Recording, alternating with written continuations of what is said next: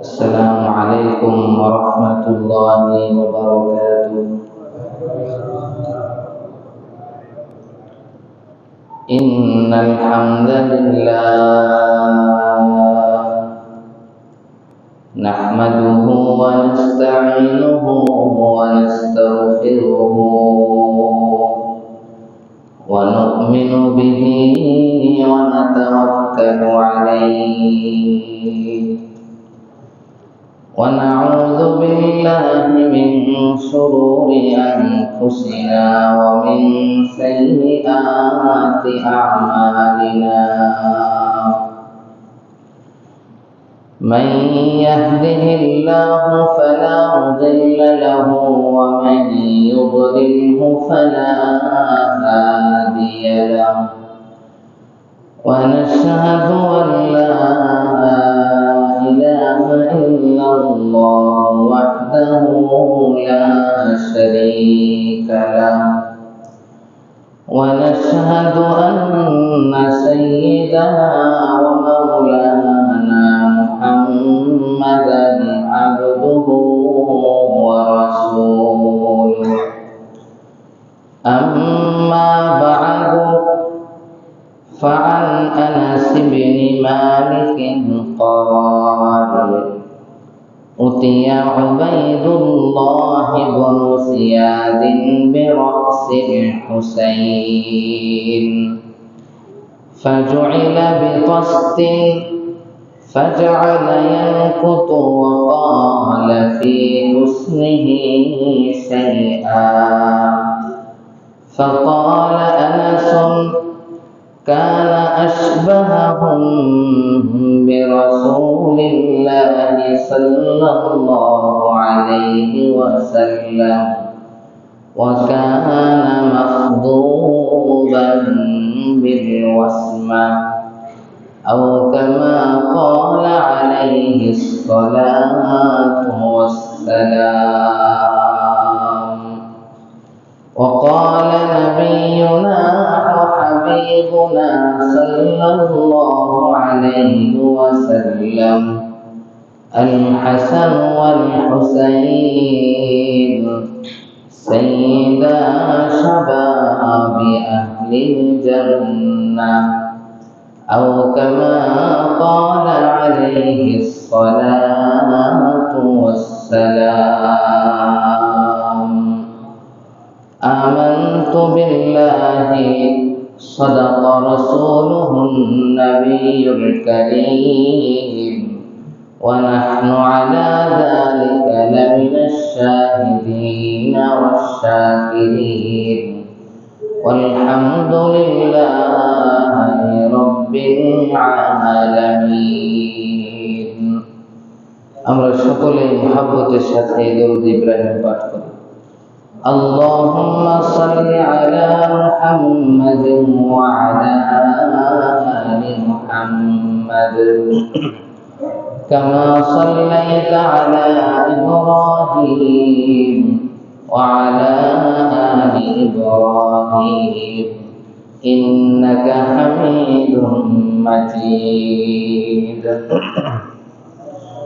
اللهم بارك على محمد وعلى آل محمد كما باركت على إبراهيم وعلى آل إبراهيم إنك حميد مجيد. الحمد لله। মহান আল্লাহ রব্বুল আলামিনের দরবারে শুকরিয়া আদায় করি, যিনি আমাদেরকে পবিত্র মুহররম মাসের 10 তারিখ আশুরার দিন, জুমার নামাজের দিন, জুমার নামাজ আদায় করার লক্ষ্যে মসজিদে আসার তৌফিক দান করেছেন। সেজন্য সকলে শুকরিয়া আদায় করি, বলি আলহামদুলিল্লাহ। লক্ষ কোটি দরুদ ও সালাম বর্ষিত হোক সেই মহামানবের প্রতি, যাকে আমাদের কাছে রহমাতুল লিল আলামিন করে প্রেরণ করা হয়েছে। সকলেই বলি সাল্লাল্লাহু আলাইহি ওয়াসাল্লাম। সম্মানিত হাজিরিন, আজকে আশুরার দিন, মুহররমের 10 তারিখ। মুহররমের এই 10 তারিখ আশুরার দিন সম্পর্কে আপনাদের সামনে আলোচনা করব। আশুরার দিনের গুরুত্ব, তাৎপর্য এটি ইসলামের মধ্যেই শুধু ছিল এমনটি নয়, বরং আমরা ইতিহাসের মধ্যে পাই, হাদিস শরীফের মধ্যেও এসেছে, নবীজি সাল্লাল্লাহু আলাইহি ওয়াসাল্লাম নবুয়ত প্রাপ্তির পূর্বেও জাহিলি যুগেও আরবের মুশরিকরা তারাও আশুরার দিনে রোজা পালন করতেন। আশুরার দিনে পূর্ব থেকেই রোজা পালন হয়েছে। এই দিনটাকে তারা সম্মান দিয়েছে। এরপরে মহানবী সাল্লাল্লাহু আলাইহি ওয়াসাল্লাম তিনিও মক্কাতে যখন ছিলেন তখনও মুহররমের 10 তারিখ আশুরার দিনে রোজা পালন করতেন। মক্কা থেকে যখন মদিনায় আসলেন, এসে দেখলেন ইহুদিরাও এই দিনে রোজা পালন করে। নবীজি সাল্লাল্লাহু আলাইহি ওয়াসাল্লাম এর কারণ জিজ্ঞাসা করলো যে এই দিনে তোমরা কেন রোজা রাখো?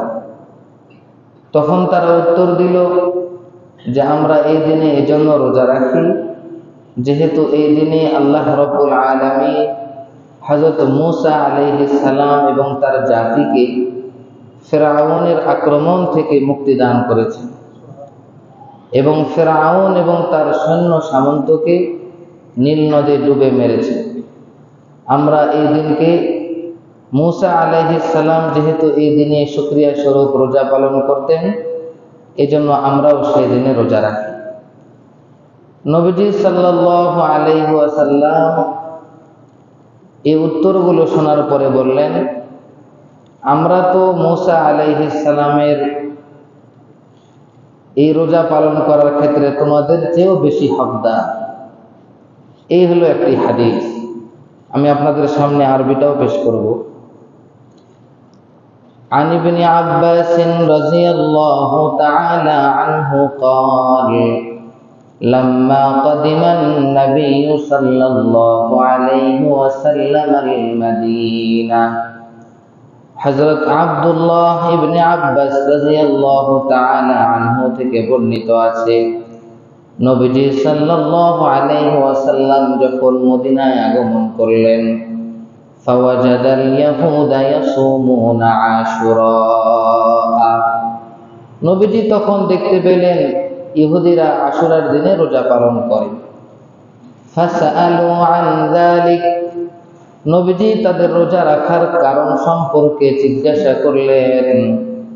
ফাকালা হাযা ইয়াউমুন আযীমুন, হাযা হুয়াল ইয়াউম আল্লাযী আযহারাল্লাহু ফীহি মূসা ওয়া বনী ইসরাঈল আলা ফিরআউন।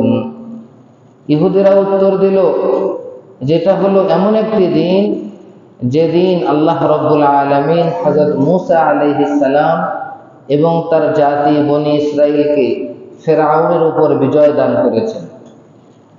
ওয়া নাহনু নাসুমুহু তা'যীমান লাহু, আর এই দিনের সম্মানার্থে আমরা এই দিনে রোজা পালন করি। فقال رسول الله صلى الله عليه وسلم নাহনু আওলা বিমূসা মিনকুম, নবীজি সাল্লাল্লাহু আলাইহি ওয়াসাল্লাম উত্তর দিলেন, আমরা তো তোমাদের চেয়ে বেশি হকদার মূসা আলাইহিস সালামের এই রোজা পালন করার ক্ষেত্রে। কারণ নবী নবীর ভাই হয়, নবীরা নবীর ভাই হয়। তাছাড়াও নবীজি যখন নবুয়ত প্রাপ্ত হয়েছেন তখন ইহুদিদের যে ধর্ম এটা তো রহিত হয়ে গিয়েছে, এটা তো আর সচল না।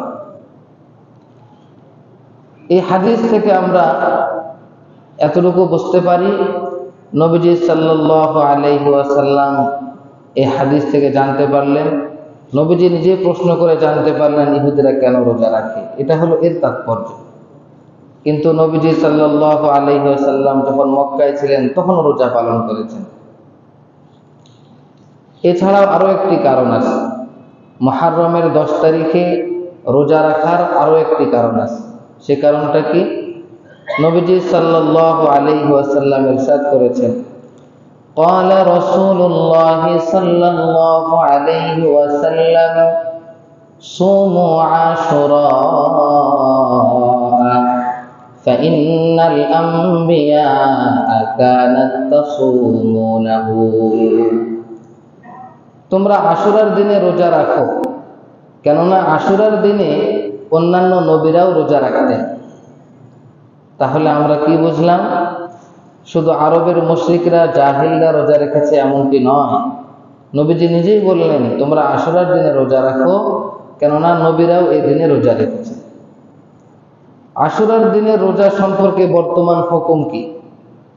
বর্তমান হুকুম হলো, নবীজি সাল্লাল্লাহু আলাইহি ওয়াসাল্লাম নবুয়ত প্রাপ্তির পরে মুহররমের 10 তারিখের এই রোজাটি ফরজ ছিল।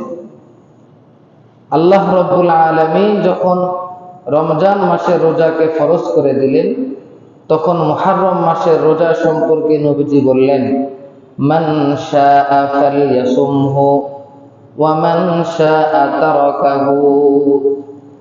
যে ব্যক্তি চায় সে এখন রমজানের রোজা ফরজ হওয়ার পরে মুহররম মাসের রোজা রাখতে চাইলে রাখতে পারে, আর যদি চায় রোজা নাও রাখতে পারে। এটা এখন মুস্তাহাব, যে রাখবে তার জন্য সওয়াব আছে, পিছনের 1 বছরের জীবনের গুনাহ আল্লাহ তাআলা মাফ করে দেবে। এই হলো আশুরার দিনে রোজা রাখার তাৎপর্য। এখানে এতটুকুই আমি সমাপ্ত করলাম। দ্বিতীয়, আশুরার দিনে আরেকটি আমল আছে। নবীজি সাল্লাল্লাহু আলাইহি ওয়াসাল্লাম ইরশাদ করেন, قال رسول الله صلى الله عليه وسلم من أوسع على عياله وأهله أوسع الله على سائر سنته।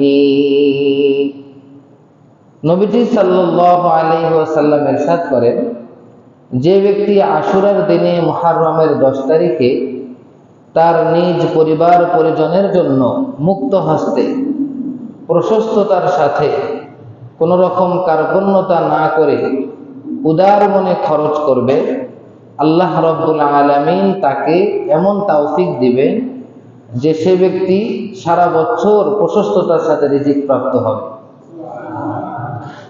আউসাআল্লাহু আলা সাইর সানাতিহি, আল্লাহ রাব্বুল আলামিন পুরা বছর তাকে প্রশস্ততা দান করবে। এমন প্রশস্ততা দান করবেন যার মাধ্যমে সারা বছরটা তার খুব সুখ স্বাচ্ছন্দ্যে চলে যাবে। এজন্য আমাদের আশুরার দিনের দ্বিতীয় আমল হলো বাজারে যাব। বাজারে গিয়ে আমার স্ত্রী কি পছন্দ করে, সন্তান কি পছন্দ করে, এই সমস্ত খাবারগুলো কিনে বাড়িতে নিয়ে আসি। পারবো তো ইনশাআল্লাহ? এই হলো 2টি আমল। এছাড়া আশুরার দিনে কিছু জাল হাদিসে বানোয়াট কিছু কথা আছে, যেমন আশুরার দিনে সুরমা লাগানো। যদি কেউ আশুরার দিনে সুরমা লাগায় তাহলে জীবনেও তার চোখ নষ্ট হবে না, দৃষ্টিশক্তি নষ্ট হবে না। আবার বিভিন্ন রিওয়ায়াতে আছে মওযু হাদিস, আশুরার দিনে যদি কোনো ব্যক্তি তালেবে ইলমের সঙ্গে জিয়ারত করে, দেখা সাক্ষাৎ করে, তাহলে সে নবীর সঙ্গে জিয়ারত করার সৌভাগ্য লাভ করল, এমনও বর্ণিত আছে। আবার আরো কিছু বর্ণিত আছে, আশুরার দিনে কোনো বান্দা যদি এতিমদের মাথায় হাত রাখে তাহলে সেই ব্যক্তি জান্নাতে নবীজির সঙ্গে থাকবে। এটা তো হাদিসের কথা, এতিমের মাথায় হাত রাখলে নবীজির পাশে জান্নাতে থাকা যাবে। বাকি ওই হাদিসগুলো একদম ফেলে দেওয়া না, মওযু হাদিস, এগুলোর সনদ পাওয়া যায় না, এগুলোর মূল ভিত্তি পাওয়া যায় না, এজন্য এগুলো মওযু হাদিস, জাল হাদিস। তবে এগুলো আমল করলে দোষ নাই। সুরমা লাগানো সুন্নাহ, তালেবে ইলম আলেমদের সঙ্গে সাক্ষাৎ করা, তারা নবীদের ওয়ারিস, এগুলো একটাও একদম যে অনির্ভরযোগ্য বিষয়টি এমনও নয়। আচ্ছা, আমি আপনাদের সামনে আজকের খুতবার মধ্যে বুখারী শরীফের 3611 নম্বর হাদিস পাঠ করেছি। এই হাদিসের প্রথমে অর্থ আমরা জানব, এরপরে আপনারাই বুঝতে পারবেন এই হাদিসের সম্পর্ক কিসের সাথে। হাদিসটি বর্ণিত হয়েছে হযরত আনাস বিন মালিক রাদিয়াল্লাহু তাআলা আনহু থেকে। عن أنس بن مالك قال أتي عبيد الله بن زياد برأس الحسين। উবাইদুল্লাহ বিন জিয়াদ যে কুফার গভর্নর ছিল, তার কাছে হযরত হুসাইন রাদিয়াল্লাহু তাআলা আনহুর মাথা উপস্থিত করা হলো। হযরত হুসাইনের মাথা উবাইদুল্লাহ বিন জিয়াদ, সংক্ষেপে ইবনে জিয়াদের কাছে হাজির করা হলো। ফাজুইলা বিতাসতিন, এই মাথাটিকে একটি বড় পেয়ালার মধ্যে, বড় থালার মধ্যে রাখা হলো, একটি ট্রের মধ্যে রাখা হলো। ফাজআলা ইয়ানকুতু, উবাইদুল্লাহ ইবনে জিয়াদ একটি ছড়ির মাধ্যমে, একটি লাঠির মাধ্যমে হুসাইন রাদিয়াল্লাহু তাআলা আনহুর নাকে এবং ঠোঁটে মারতে লাগলো। ওয়াকালা ফি হুসনিহি শাইআ, তার চেহারা নিয়ে ভালো মন্দ কিছু বলতে লাগলো, চেহারা নিয়ে কিছু ভালো মন্দ বলতে লাগলো। ফাকালা আনাসুন কানা আশবাহুম বিরাসূলিল্লাহি সাল্লাল্লাহু আলাইহি ওয়াসাল্লাম, সেখানে উপস্থিত ছিল নবীজির 10 বছরের খাদেম হযরত আনাস ইবনে মালিক রাদিয়াল্লাহু তাআলা আনহু। তিনি বললেন, হে ইবনে জিয়াদ, তুমি হুসাইন রাদিয়াল্লাহু তাআলা আনহুর ঠোঁটে ছড়ি দিয়ে আঘাত করছো। আমি জানি সারা পৃথিবীর মধ্যে সবচেয়ে আমার নবীজির চেহারার সঙ্গে সাদৃশ্যপূর্ণ চেহারা হলো হযরত হুসাইনের চেহারা। আহলে বাইত যারা নবীজির পরিবারবর্গ, এদের মধ্য থেকে পরিবারের মানুষ, এদের চেহারা কিন্তু মিল থাকে, কিন্তু কিছু সন্তান নাতিপুতি এমন হয় একদম দাদার অবিকল, বাবার অবিকল। হযরত আনাস বললেন, হুসাইনের চেহারা আহলে বাইত যারা আছেন তাদের সবার চেয়ে সবচেয়ে বেশি সামঞ্জস্যপূর্ণ আমার নবীর সাথে, আর তুমি তার চেহারার সঙ্গে বেয়াদবি করছো। ওয়াকানা মাখদুবান বিল ওয়াসমা, তখন হুসাইন রাদিয়াল্লাহু তাআলা আনহুর মাথার চুলগুলোতে ওয়াসমা নামক পাতা পিষে খেজাব লাগানো ছিল। আমরা যেমন বাংলাদেশে মেহেদি পাতা পিষে মাথার মধ্যে খেজাব লাগাই, তখন হযরত হুসাইন রাদিয়াল্লাহু তাআলা আনহু ওয়াসমা নামক বৃক্ষের এই পাতা, এইটা দিয়ে তার মাথায় খেজাব লাগানো ছিল। এটি বুখারী শরীফের 3611 নম্বর হাদিস, বুখারী শরীফ প্রথম খণ্ড 530 নম্বর পৃষ্ঠা। আপনারা সকলেই বলুন, এই হাদিসটি কোন ঘটনার প্রতি ইঙ্গিত করে? বলতে পারবেন না? হুসাইন রাদিয়াল্লাহু তাআলা আনহুর কাল্লা উবাইদুল্লাহ ইবনে জিয়াদের দরবারে হাজির করা হলো কখন? কারবালার ময়দানে হযরত হুসাইনকে শহীদ করে দেওয়ার পর। তার মানে এই হাদিসটার সম্পর্ক কারবালার সাথে। কারবালার ঘটনা এটি কোনো অহেতুক কোনো ঘটনা নয়, এটা সারা পৃথিবীর মধ্যে সবথেকে বিশুদ্ধতম হাদিস বুখারী শরীফে বর্ণিত আছে। এই জন্য আপনাদের সামনে আমি কারবালার ঘটনা ডিটেইলস বর্ণনা করতে পারবো না, কিন্তু এই হাদিস যেহেতু পড়ে ফেলেছি, অতএব সংক্ষিপ্তভাবে আপনাদেরকে কারবালার কিছু ইতিহাস আপনাদের সামনে তুলে ধরার চেষ্টা করব। তার আগে বলে নেই, হযরত হাসান এবং হুসাইন সম্পর্কে আরেকটি হাদিস আপনাদের সামনে পাঠ করেছি। قال رسول الله صلى الله عليه وسلم الحسن والحسين سيدا شباب أهل الجنة। নবীজি সাল্লাল্লাহু আলাইহি ওয়াসাল্লাম বলেছেন, হাসান এবং হুসাইন তারা দুজন জান্নাতের যুবকদের সর্দার হবে। তাহলে আমরা যার ঘটনা এখন বর্ণনা করব, তিনি একজন রাসূলের সাহাবী, শুধু তাই নয়, তিনি জান্নাত প্রাপ্ত হয়েছেন দুনিয়াতেই, তিনি একজন জান্নাতি। সুতরাং তার পক্ষে থাকতে হবে, তার সমর্থন করতে হবে, তাকে ভালোবাসতে হবে। আবার তিনি নবী পরিবারের সদস্য। হাদিস শরীফে ইরশাদ হয়েছে, ফামান আহাব্বাহুম ফাবিহুব্বি আহাব্বাহুম ওয়া মান আবগাদাহুম ফাবিবুগদি আবগাদাহুম। নবীজি বলেন, যারা আমার সাহাবীদেরকে ভালোবাসে তারা মূলত আমি মুহাম্মদকে ভালোবাসার কারণেই ভালোবাসে। ওয়ামান আবগাদাহুম ফাবিবুগদি আবগাদাহুম। আর যারা আমার সাহাবীদের সাথে বিদ্বেষ পোষণ করে তারা মূলত আমি নবীকে বিদ্বেষ পোষণ করার কারণে বিদ্বেষ পোষণ করে। আসলে সাহাবীদের মর্যাদা আমাদের সামনে উন্মোচিত নয়। সাহাবীদের মর্যাদা, সম্মান এটি আমাদের কাছে কেমন, কতটুকু পবিত্র, আমাদের সামনে এর মাহাত্ম্য, এর মর্যাদা কেমন, শুধু সংক্ষিপ্ত বললেই আমরা বুঝতে পারব। সাহাবীদের মর্যাদা হলো, নবীজি সাল্লাল্লাহু আলাইহি ওয়াসাল্লাম মহান আল্লাহ রব্বুল আলামিনের পক্ষ থেকে আরশে আজিম থেকে যে সকল নিয়ামত লাভ করেছেন কোরআনুল কারীম, এই সকল নিয়ামতগুলো আমাদের মতো উম্মতের কাছে পৌঁছে দেওয়ার একমাত্র মাধ্যম হলো সাহাবায়ে কেরাম।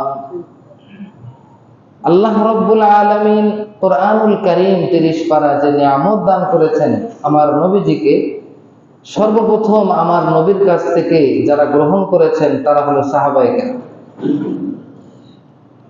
সাহাবায়ে কেরাম এরা যদি না থাকতো, এরা যদি সত্যবাদী, এরা যদি আমানতদার, ন্যায় ইনসাফগার না হতো, পবিত্র কোরআনুল কারীম আমাদের কাছে সুন্দরভাবে পৌঁছতো না। আজকের যে দিন লাভ করে আমরা ধন্য হয়েছি, আজকে যে কোরআন পেয়ে আমরা ধন্য হয়েছি, আজকে যে মুসলমান বলে আমরা দাবি করতে পারি, আনন্দ বোধ করি, জীবনের সার্থকতা এর মধ্যে নিহিত, এটা বিশ্বাস করি, এটা কাদের মাধ্যমে? সাহাবায়ে কেরামের মাধ্যমে আমাদের কাছে এসেছে। সুতরাং সাহাবা আজমাইনদের সাথে মহব্বত, ভালোবাসা, ইজ্জত, সম্মান, তাদেরকে সত্যের মাপকাঠি হিসেবে বিশ্বাস করতে হবে।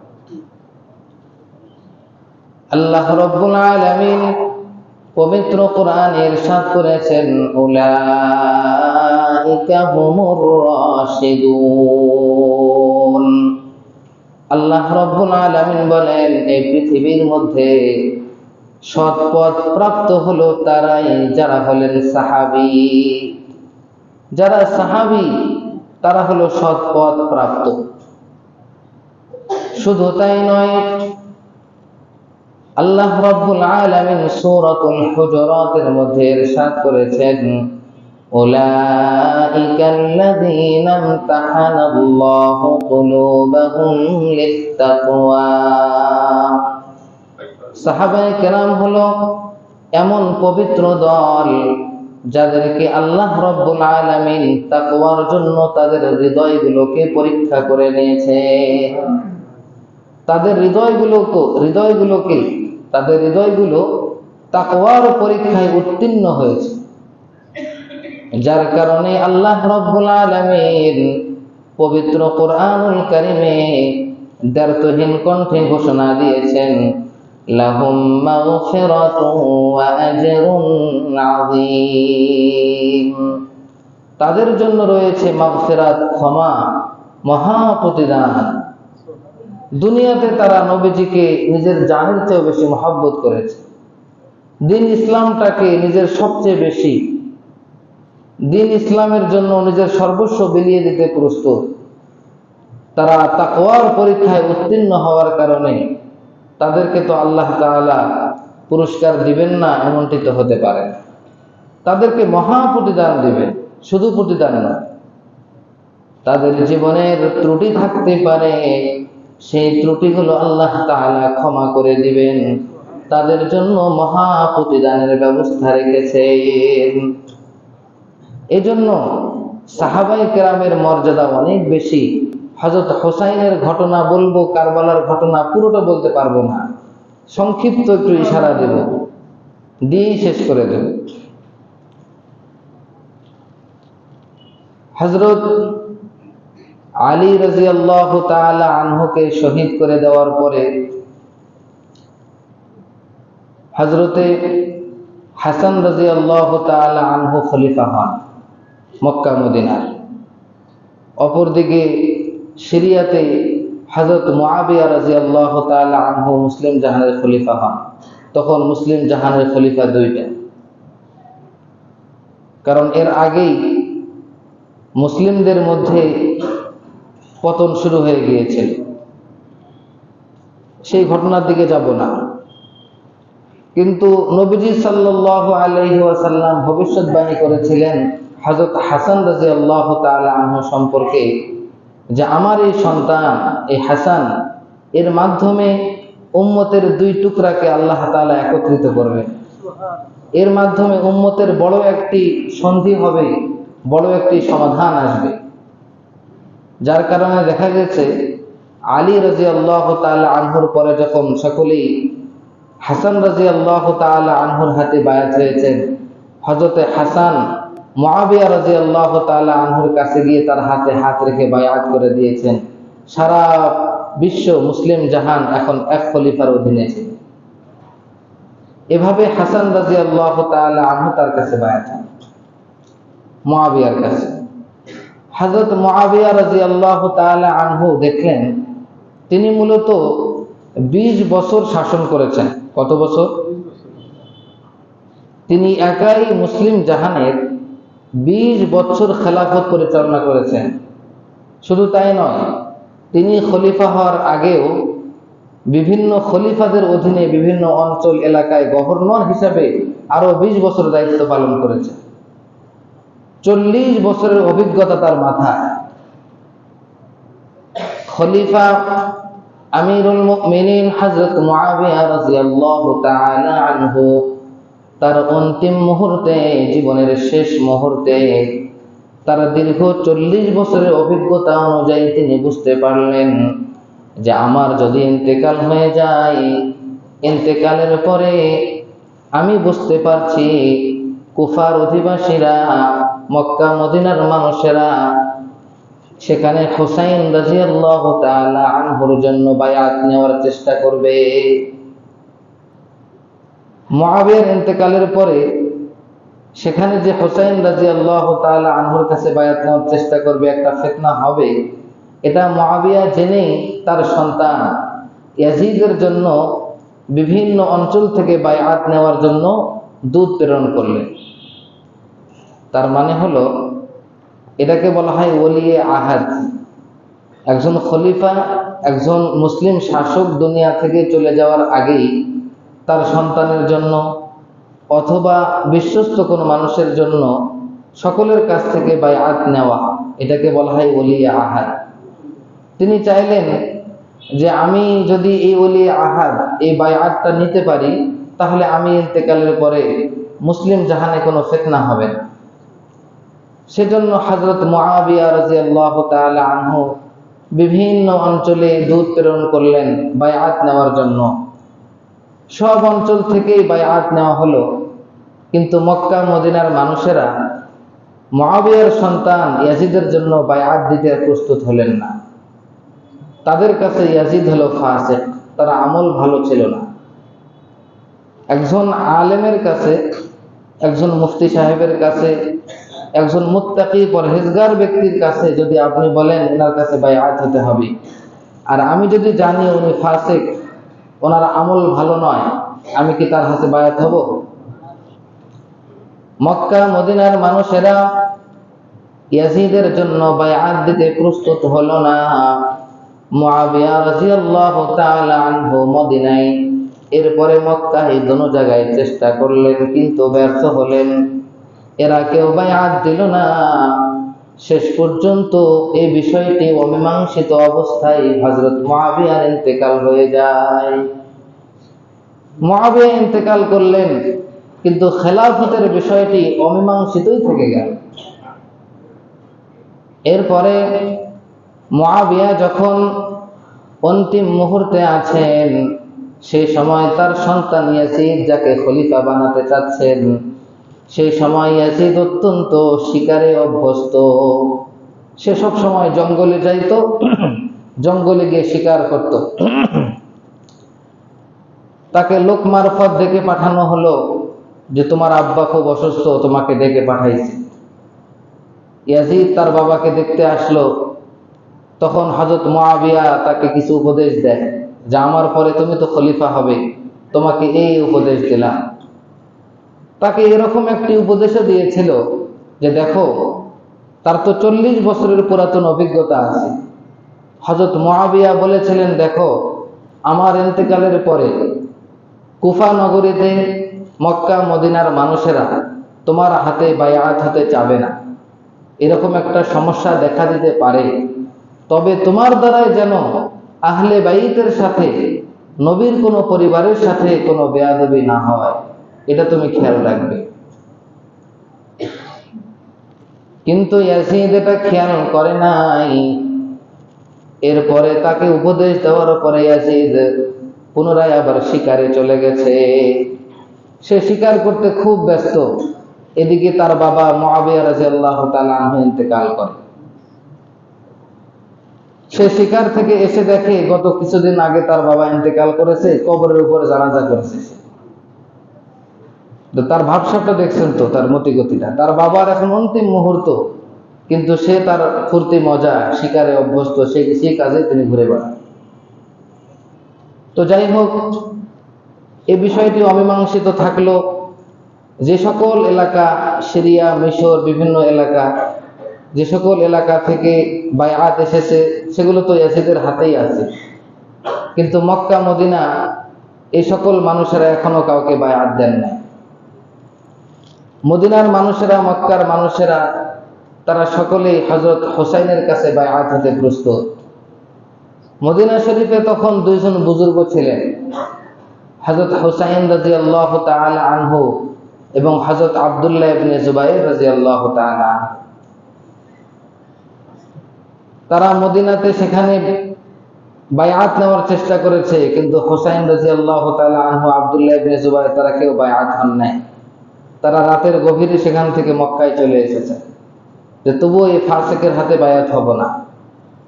মক্কায় চলে এসেছে। মক্কায় আসার পরে দেখা গেল কুফা নগরী থেকে 20-25 জন মানুষের মাধ্যমে বিভিন্ন সময়ে সময়ে মোটামুটি 150-200 চিঠি এসেছে। প্রত্যেকটা চিঠিতে একই কথা লেখা যে হযরত হুসাইন, আপনি কুফা নগরীতে চলে আসুন, আমরা সকলে আপনার হাতে বায়আত হতে প্রস্তুত।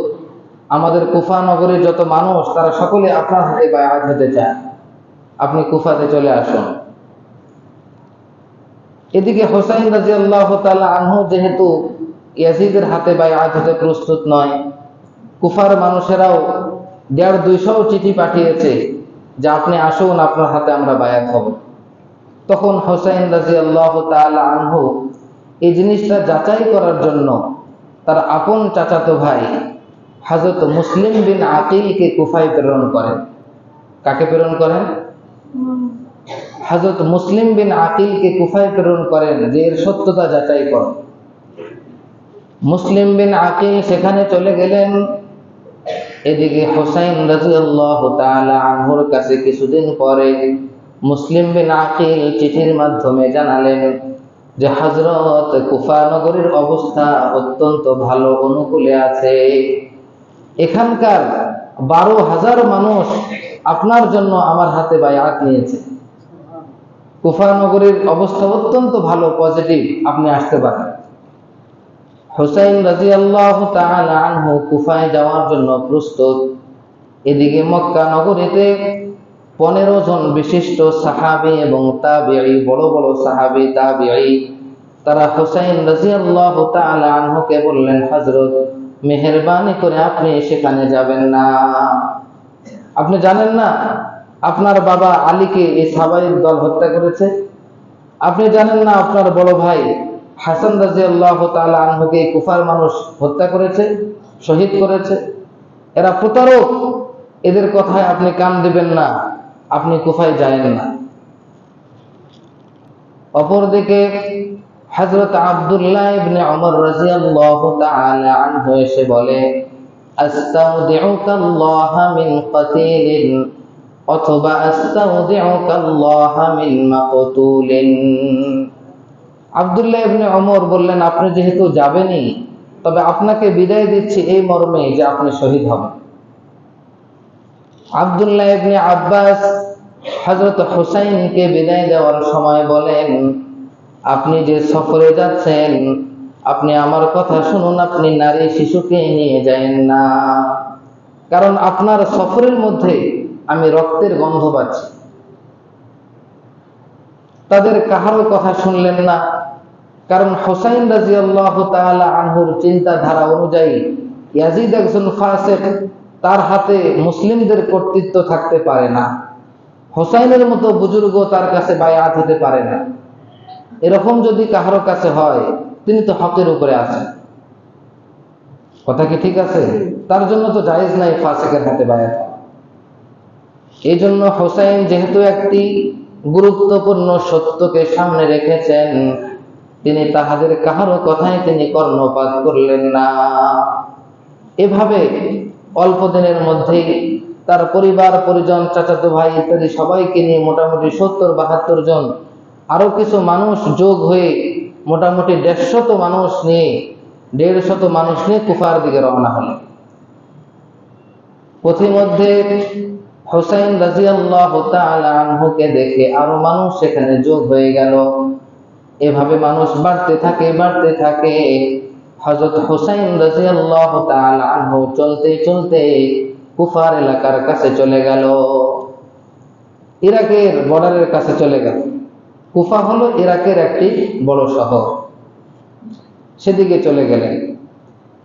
যখন সালাবিয়াহ নামক একটি স্থানে চলে গেলেন হযরত হুসাইনের এই দল, এই কাফেলা, তখন সেখানে খবর আসলো কুফা থেকে যে মুসলিম বিন আকিলকে কুফাতে হত্যা করা হয়েছে। এর কারণ কি? এর কারণ হলো কুফা নগরীতে হুসাইন রাদিয়াল্লাহু তাআলা আনহু যখন মুসলিম বিন আকিলকে প্রেরণ করেছেন, তখন কুফার গভর্নর ছিল অত্যন্ত নরম মেজাজের মানুষ, ভদ্র মানুষ, নু'মান বিন বাশীর। ইয়াজিদ যখন দেখলেন কুফা নগরীর যিনি গভর্নর অত্যন্ত নরম মেজাজের, কুফা নগরীর নু'মান বিন বাশীর যদি গভর্নর থাকে, তাহলে এই ব্যক্তি হুসাইনের সঙ্গে মোকাবেলা করবে না। এই জন্য নু'মান বিন বাশীরকে সেখান থেকে অপসারণ করে মুহূর্তের মধ্যে সেখানে কঠোর স্বভাবের বদমেজাজি এক লোক উবাইদুল্লাহ বিন জিয়াদকে সেখানে নিয়োগ করা হয়। অনেকে আমরা তৎকালীন শাসক ইয়াজিদকে দোষ দিতে চাই না, ইয়াজিদের কোনো দোষ নাই। অনেকেই বলে যে ইয়াজিদ তো ছিল সেই দামেস্কের, সিরিয়ার দামেস্কে, তিনি তো আর কুফাই কারবালার ময়দানে জিহাদেও ছিলেন না, কুফাতেও ছিলেন না। কিন্তু এখানে গুরুত্বপূর্ণ বার্তা হলো, কুফা নগরীর যিনি নম্র স্বভাবের মানুষ, তাকে চেঞ্জ করলেন, তাহলে কেন? অবশ্যই তার ভিতরেও কি ছিল? খারাপ মতলব ছিল। নয়তো কঠোর স্বভাবের মানুষ সেখানে সেট করলো, তার মানে কি হুসাইনের সঙ্গে বেয়াদবি করার জন্যই তো।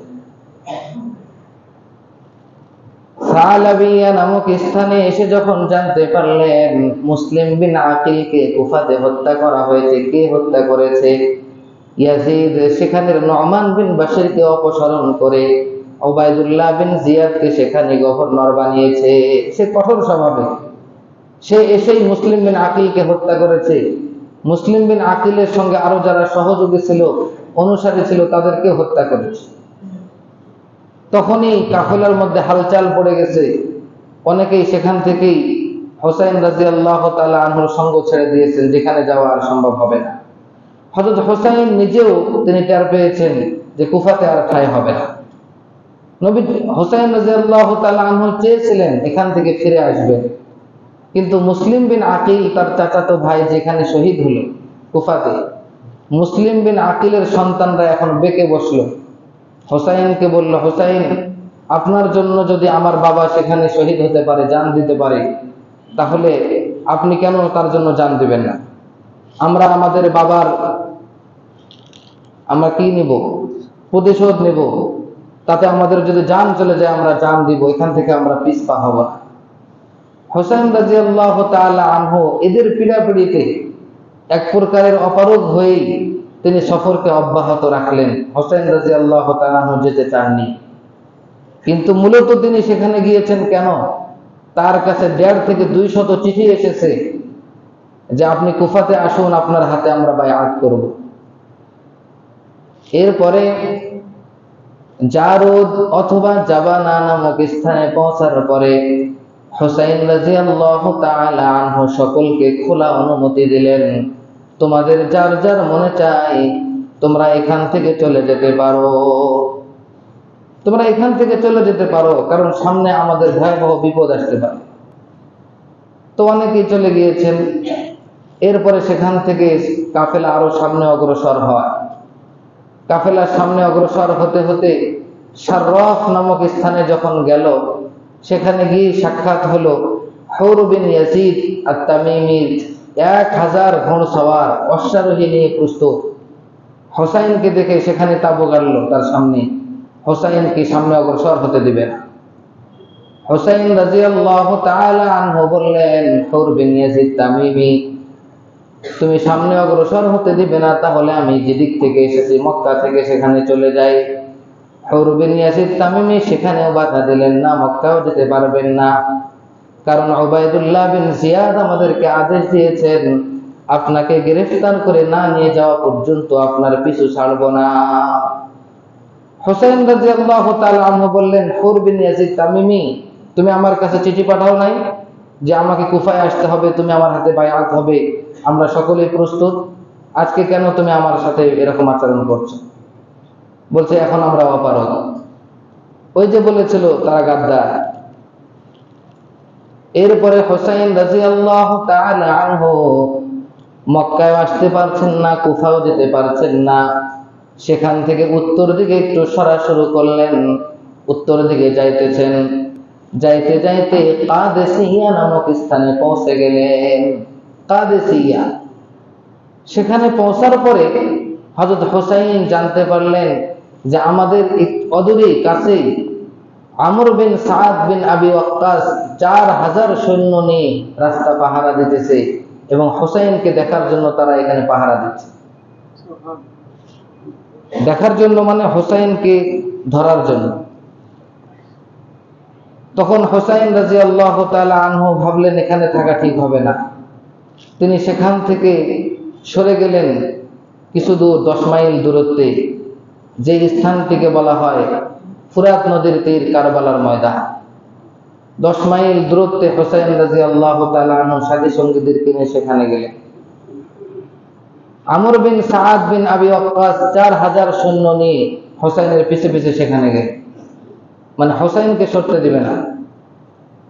সেখানে যাওয়ার পরে আমর বিন সাদ বিন আবি ওয়াক্কাস খুব ভালো মানুষ ছিলেন। তিনি হোসাইন রাদিয়াল্লাহু তাআলা আনহুর সামনে একাই চলে গেলেন, গিয়ে তাকে ডেকে আনলেন, সালাম দিলেন, মুআনাকা করলেন, কুশল বিনিময় করলেন, করে বললেন, হযরত, আমি জানি এই পৃথিবীর মধ্যে সর্বশ্রেষ্ঠ মানুষ এখন আপনি। এই পৃথিবীর মধ্যে সবথেকে উত্তম শ্রেষ্ঠ পবিত্র বংশের মানুষ আপনি।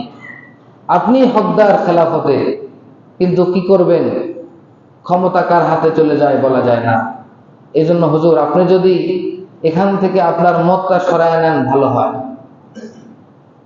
এই বায়আত নেওয়ার যে মনোভাব, এখান থেকে সরে গেলে ভালো হয়। হোসাইন রাদিয়াল্লাহু তাআলা আনহু নির্দ্বিধায় বলে ফেললেন, আমি তো বায়আত নিতে চাইনি, আমাকে ডেকে আনা হয়েছে, 150 চিঠির মাধ্যমে আমাকে কুফাতে আমন্ত্রণ জানানো হয়েছে, আমি তো আসিনি।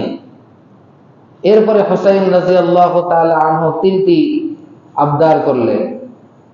একটি আবদার হলো যে আমি যে দিক থেকে এসেছি আমাকে সেদিকে ফিরে যেতে দেওয়া হোক, আমি কোনো গন্ডগোল চাই না। কিন্তু আমর বিন সাদ এখনই কথা না। 2 নম্বর শর্ত হলো, আবদার হলো, অথবা আমাকে বর্ডার এলাকায় মুসলিম সীমান্তে আমাকে প্রেরণ করা হোক, আমি পাহাড়ি এলাকায় থাকবো, কাফেরদের সঙ্গে যুদ্ধ করতে করতে আমার জীবন শেষ করে দেব, অথবা আমাকে মুসলিম বিশ্বের বর্তমান যে খলিফা ইয়াজিদ, যাকে আমি পছন্দ করি না, ডাইরেক্ট আমি তার কাছে যেতে চাই, তোমরা আমার পিছনে থাকবে, আমি তার কাছে গিয়েই আমি একটা সন্ধি করে নেব। আমর বিন সাআদ বিন আবি ওয়াক্কাস বললেন, আপনার তিনটি কথাই তো অত্যন্ত সুন্দর, এই কথাগুলো মানলে তো যুদ্ধ হবে না।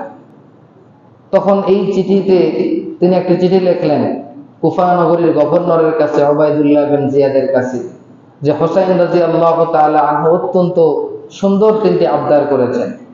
হয় তিনি মক্কায় ফিরে যাবেন, অথবা বর্ডার এলাকায় গিয়ে জিহাদ করবেন, অথবা তিনি সিরিয়া দামেস্কে, যেখানে বর্তমান মুসলিমদের শাসক ইয়াজিদ, তার কাছে যাবেন, গিয়ে তার কাছে একটি সমাধান করে নেবেন।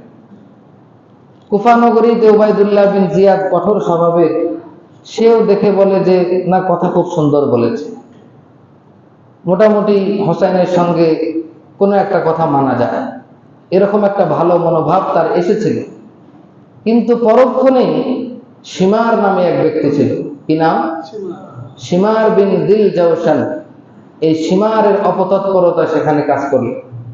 শিমার সাথে সাথে দাঁড়িয়ে গেল যে গভর্নর, আপনার হাতে তো এখনই সুযোগ, আপনি যদি এই মুহূর্তে হোসাইনকে কতল করে দেন, আপনাকে কেউ দোষ দিতে পারবে না। আপনার হাতে তো সুযোগ এসেছে, আপনি যদি এই সুযোগ কাজে না লাগান, হোসাইনকে যদি দামেস্কে ইয়াজিদের কাছে, খলিফার কাছে পাঠিয়ে দেন, তাহলে হোসাইনের মোকাবেলায় আপনার তো মর্যাদা থাকবে না। হোসাইন যখন সেখানে গিয়ে বায়াত করবেন, তখন তার মর্যাদা বেশি হবে, আপনি তো আপনার পদে থাকতে পারবেন না, তার মোকাবেলায় আপনার তো মর্যাদা বেশি না। তখন ওবায়দুল্লাহ বিন জিয়াদের পরিকল্পনা চেঞ্জ হয়ে গেল।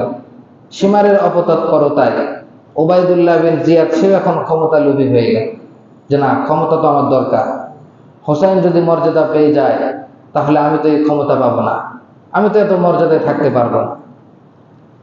তখন সে সাথে সাথেই জুয়াইরা বিন তামিমিকে একটি চিঠির মাধ্যমে আমর বিন সাআদ বিন আবি ওয়াক্কাস, 4000 সৈন্যের প্রধান, যিনি হোসাইনকে কারবালার প্রান্তরে বন্দী করে নিয়ে আছে, তার কাছে পত্রে পাঠালো। এই লেখে ওবায়দুল্লাহ বিন জিয়াদ লিখে পাঠিয়ে দিল, আমি তো তোমাকে হোসাইনের কাছে পাঠিয়েছি তার সঙ্গে যুদ্ধ করার জন্য, তাকে গ্রেফতার করে আনার জন্য। যদি তাকে গ্রেফতার করা না যায়, তার সঙ্গে জিহাদ করে, যুদ্ধ করে তার মাথা তুমি পাঠিয়ে দিবে। তোমাকে তো হোসাইনের সঙ্গে বন্ধুত্ব করার জন্য পাঠানো হয়। তুমি এই পত্র পাওয়ার পরেই সাথে সাথেই তুমি হোসাইনকে গ্রেফতার করে পাঠিয়ে দিবে, অথবা তার সঙ্গে যুদ্ধ করবে। আর যদি তুমি ইতস্ততা বোধ করো, তাহলে এই পত্র বাহক তোমাকে এখনই গ্রেফতার করে আমার কাছে পাঠিয়ে দিবে। আমর বিন সাআদ বিন আবি ওয়াক্কাস নিরুপায় হয়ে হোসাইনের কাছে গেলেন, গিয়ে বললেন, হযরত, আপনার তিনটি আবদার অত্যন্ত ভালো ছিল, কিন্তু উপর থেকে নির্দেশ আসছে আপনার কোনো আবদারই মানা হবে না, আপনার কোনো আবেদনই গ্রহণ করা হবে না। তারা শুধু চায় আপনাকে গ্রেফতার করে পাঠিয়ে দিতে, অথবা আপনার যুদ্ধ করে আপনার মাথা তার কাছে প্রেরণ করতে। হোসাইন রাদিয়াল্লাহু তাআলা আনহু বললেন, আমাকে একদিনের সময় দাও। সেই দিনটি ছিল 9 মুহররম, বৃহস্পতিবারের দিন, সকালবেলা। হোসাইন রাদিয়াল্লাহু তাআলা আনহু বললেন, আমাকে একদিন সময় দাও। তখন জুয়াইরা বিন তামিমি যে পত্র নিয়ে আসলো, সে বলল, একদিন তো বেশি দূর নয়, ঠিক আছে, একদিন আপনাকে সময় দেওয়া হবে। ইতিমধ্যে বিকালবেলা শিমার আরেকটি পত্র নিয়ে আসলো। শিমারকে বলা হয়েছিল, এই পত্রের মধ্যে লেখা ছিল, এখনই গিয়ে হোসাইনের সঙ্গে যুদ্ধ করবে, হয় তাকে গ্রেফতার করে আমার কাছে আনবে, নয়তো তার সঙ্গে যুদ্ধ করে তার কাল্লা আমার কাছে নিয়ে আসবে। আমর বিন সাআদ যদি হোসাইনের সঙ্গে যুদ্ধ করতে রাজি না হয়, তুমি সৈন্যবাহিনীর কমান্ডার হয়ে তার সঙ্গে যুদ্ধ করে হোসেনের মাথা আমার কাছে নিয়ে আসবে। দেখছেন কি রকম ক্ষমতা লোভী হলে, হুব্বুশ শাইই ইউমি ওয়া ইউসিম্মু, ক্ষমতা লোভী হলে, কোনো কিছু লোভী হলে মানুষ অন্ধ হয়ে যায়, বধির হয়ে যায়, ভালো মন্দ বোঝার তারতম্য থাকে না। কার সঙ্গে যুদ্ধ করতে বলছে? আমি এখানে ঘটনা আর বাড়াবো না, আমি শুধু শেষ কথা একটু বলে যাব। হোসাইন যেহেতু আমার সময় নেই, হোসাইন রাদিয়াল্লাহু তাআলা আনহু, পরের দিন যুদ্ধ হয়েছে সকালবেলা, 10 মুহররম, শুক্রবারের দিন, আজকের দিনটাও শুক্রবার। হোসাইন রাদিয়াল্লাহু তাআলা আনহু শত্রু বাহিনীকে সামনে নিয়ে তিনি বলেছিলেন যে, শোনো, তোমাদেরকে কিছু নসিহত করব, জানি আমার নসিহত কোনো কাজে আসবে না, তবুও কিছু নসিহত করব। কি সেই নসিহত? তোমরা জেনে রাখো, মুহাম্মাদুর রাসূলুল্লাহ সাল্লাল্লাহু আলাইহি ওয়াসাল্লামের আমি একজন নাতি। হযরত আলী আমার বাবা, আর ফাতেমা আমার মা, জাফর বিন আবি তালিব আমার চাচা। শুনে রাখো, আমি কোনোদিন কাহার সঙ্গে কোনো ওয়াদা করে খেলাপ করি নাই। আমি কোনোদিন একক নামাজ কাজা করি নাই। আমি কোনো মানুষকে হত্যা করা তো দূরের কথা, কোনো মুমিন মুসলমান কোনো মানুষকে কোনোদিন কষ্টও দেই নাই। হযরত ঈসা আলাইহিস সালামের যদি গাধা আজকে দুনিয়াতে বেঁচে থাকতো, তাহলে খ্রিস্টানরা সেই গাধাকে এত যত্নে লালন পালন করত, যা বলার মতো নয়। তোমরা কেমন মুসলমান? আজকে তোমাদের প্রিয় নবী মুহাম্মাদের নাতি তোমাদের সামনে, আর তোমরা কিনা তার রক্ত, তার জান নেবার জন্য প্রস্তুত হয়ে আছো। হুসাইন রাদিয়াল্লাহু তাআলা আনহু বললেন যে, তোমরা যেন পরে না বলতে পারো আমরা না বুঝে হুসাইনকে হত্যা করেছি, আমরা না জেনে হুসাইনকে হত্যা করেছি, কাল কিয়ামতের মাঠে এই কথা তোমরা বলতে পারবে না। সেদিন হক বাতিল পরিচয় হবে। আমার উপর যা দায়িত্ব আমার পরিচয় দেওয়া, আমি সেটা দিয়ে ফেলেছি। বাস। হুসাইন রাদিয়াল্লাহু তাআলা আনহু আরো বললেন যে, একটি মানুষকে তো তখন হত্যা করতে হয় যখন সেই মানুষটা অন্য কাউকে হত্যা করে, অন্য কারো খুনের আসামি হয়। আমি তো কোনো মানুষের কখনো রক্ত ঝরাইনি, কোন অপরাধে তোমরা আমাকে হত্যা করতে চাও? হুসাইন রাদিয়াল্লাহু তাআলা আনহুকে যুদ্ধ করতে প্রথম যে ঘোড়াটি এসেছিল, সেই ঘোড়া ভয়ে লাফিয়ে উঠে, ঘোড়ার পিঠে যে অশ্বারোহী ছিল সে মাটিতে পড়ে সাথে সাথেই ইন্তেকাল করেছে। এটাও তো একটা আলামত ছিল যে এই ব্যক্তির সঙ্গে যুদ্ধ করা ঠিক হবে না, আমাদের প্রথম ঘোড়ায় লাফিয়ে উঠছে ভয়। এই ঘটনা দেখে হুর বিন ইয়াজিদ আত-তামিমি, যে 1000 সৈন্যের লিডার ছিল, সে সাথে সাথে হুসাইনের কাছে এসে ক্ষমা চায় যে, হযরত, আমি যদি জানতাম আপনাকে এরা হত্যা করবে, আমি আপনাকে প্রথমেই আপনাকে যেখানে আটকাইছিলাম ওই জায়গায় আমি আটকাইতাম না, হুজুর আমাকে ক্ষমা করে দেন। এরপরে হুর বিন ইয়াজিদ তামিমি হুসাইনের পক্ষে এসে হুসাইনের পক্ষ হয়ে তাদের সঙ্গে যুদ্ধ করেছে। হুসাইন রাদিয়াল্লাহু তাআলা আনহু শুধু যুদ্ধ নয়, যুদ্ধের আগে 3 দিন যাবত ফুরাত নদীর তীরের পানি বন্ধ করে দিয়েছে। হুসাইন রাদিয়াল্লাহু তাআলা আনহুর ছোট্ট সন্তান অত্যন্ত অসুস্থ ছিল, সে পানির জন্য এমন ভাবে কান্না করতেছিল সহ্য করার মতো নয়, কিন্তু একটু পানি তাদেরকে ব্যবস্থা করে দেওয়া হয়নি। যুদ্ধ হলো, এমন ভাবে যুদ্ধ হলো, হুসাইনের সামনেই তার বংশের সকল পুরুষ শহীদ হওয়া শেষ। সকল পুরুষের শহীদ হওয়া নিজের চোখে দেখেছেন। হুসাইন এমন বীরত্বের সঙ্গে যুদ্ধ করেছেন, স্বয়ং কাফের বাহিনীর যারা লিডার সীমার পর্যন্ত বলেছে, এরকম যোদ্ধা আমি পৃথিবীতে কোনোদিন দেখিনি। হুসাইন এমন যোদ্ধা ছিলেন। এভাবে যুদ্ধ করতে করতে এক পর্যায়ে হুসাইন রাদিয়াল্লাহু আনহু পানির পিপাসায় ফুরাত নদীর তীরে যখন পানি পান করতে গিয়েছেন, সেখানে পানি পান করতে যাবেন, হুসাইন বিন তামিমি সে হুসাইনের গলার মধ্যে তীর মারল, তীরটি গিয়া গলায় লাগলো, তার আর পানি পান করা হলো না, তাকে আর পানি পান করতে দেওয়া হলো না। তারপরও হুসাইন রাদিয়াল্লাহু আনহু তীরকে বের করে রক্তগুলো হাতে নিয়ে আল্লাহকে দেখেন, আল্লাহ, এই রক্ত যারা ঝরিয়েছে তাদের কাউকে আপনি দুনিয়াতে বাঁচিয়ে রাখবেন না। হুসাইন এই কথা বলেছেন। এরপরে হুসাইন রাদিয়াল্লাহু তাআলা আনহুর বিরুদ্ধে সীমা 6 জনকে নিয়ে, কারণ হুসাইনকে হত্যা করতে কেউ যাচ্ছে না, শত্রুপক্ষের সবাই চাচ্ছিল আমার হাতে যেন হুসাইন শহীদ না হয়। কিন্তু সীমার এত খারাপ, এই সীমারের মাধ্যমে বড় কঠোর স্বভাবের মানুষকে সীমার বলা হয়, আজকেও বলা হয়। যাদের মন কঠোর, যারা কোনো মানুষের প্রতি দয়া করে না, তাদেরকে সীমার বলা হয়।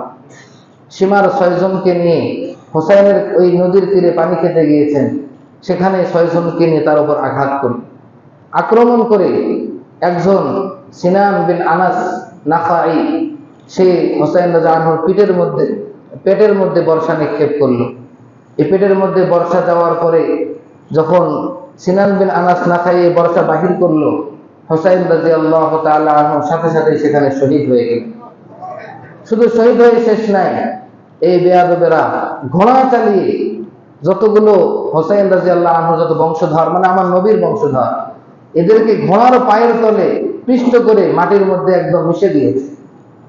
এরপরে হুসাইনের মাথাকে কেটে নিয়ে কুফাতে গিয়েছে। কুফায় উবাইদুল্লাহ বিন জিয়াদের সামনে গিয়ে রাখা হয়েছে। কোথায় রাখছে? ফি তসতিন, একটি ট্রের মধ্যে। আমি আপনাদের সামনে বুখারী শরীফের 3611 নম্বর হাদিস পড়েছি, সেই হাদিস। ফাজুইলা ফি তসতিন, তার সামনে যখন হুসাইনের মাথা নেওয়া হলো, একটি ট্রের মধ্যে রাখা হলো।